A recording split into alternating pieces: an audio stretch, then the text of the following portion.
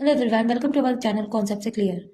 सो हमारी trigonometry series जो थी वो कंप्लीट हो चुकी थी और मेनली आज से सीबीएसई और आईसीएसई बोर्ड एग्जाम शुरू हो चुके हैं और जिसमें कि सीबीएसई बोर्ड का मैथ्स का पेपर था।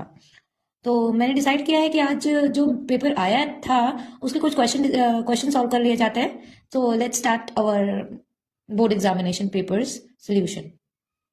सो हमारे बोर्ड एग्जामिनेशन का पहला क्वेश्चन था कंपल्सरी क्वेश्चन में, the distance between the points a cos theta plus b sin theta comma 0 and 0 comma a sin theta minus b cos theta, then what will be the distance। तो हमें क्या करना क्या है, हमें सबसे पहले ध्यान देना होगा कि हमारा जो डिस्टेंस फॉर्मूला होता है वो क्या होता है, x2 माइनस x1 का whole square minus plus y2 minus y1 का होल स्क्वायर। यहाँ पे अगर हम देखें कि हमारा जो x1 है वो हमारा क्या है, a cos theta plus b sin theta है और x2 हमारा क्या है, वो हमारा 0 है। ऐसे ही y1 की वैल्यू अगर देखें तो y1 की वैल्यू हमारी 0 है और y2 की वैल्यू हमारी a sin theta minus b cos theta है। तो अब हम क्या करते हैं, अपने इस फॉर्मूले में पुट कर देते हैं। तो हमें क्या मिलता है, a cos theta plus b sin theta minus 0, क्योंकि x1 माइनस x2 का होल स्क्वायर है, then whole square plus y1 minus y2। y1 की वैल्यू हमारी क्या थी, 0 थी और y2 की वैल्यू क्या थी, a sin theta minus b cos theta थी। So then whole square root over के अंदर। अब यहाँ पे देखेंगे 0 हैज नो वैल्यू, 0 की वैल्यू नहीं होती, तो हम क्या करेंगे, अब यहाँ पे हमें बचा क्या हमारा, a cos theta plus b sin theta whole square then plus a sin theta minus b cos theta whole square. अब यहाँ पे हमें होल स्क्वायर दिख रहा है, then we have to apply the formula a plus b whole square. तो a square plus b square plus 2ab।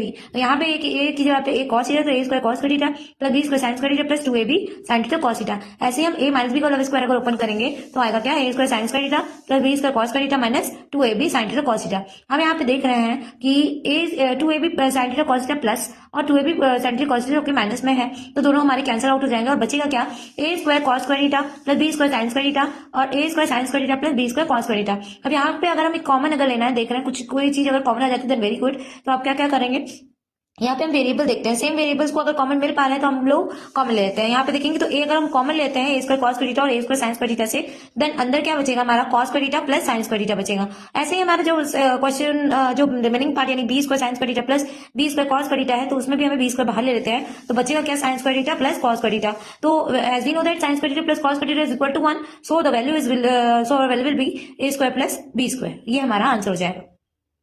चलिए हम नेक्स्ट क्वेश्चन की बात करते हैं। हमारा नेक्स्ट क्वेश्चन था, the ice cream cone of radius r and height h is completely filled two spherical scoops of ice cream, then if the radius of each spherical scoop is r by 2, then find the value of h is to 2r is equal to। सबसे पहले हमने diagram बना लिया है।